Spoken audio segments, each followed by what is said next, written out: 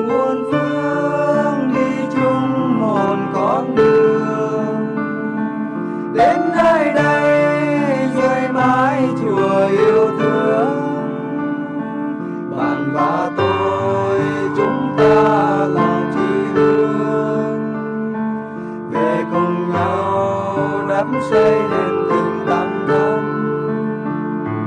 Ngày hôm nay đang vui hồng hết lòng, nắm tay nhau đi như một dòng sông. Nào cười lên hát ca vì lẽ sống, ta đi cho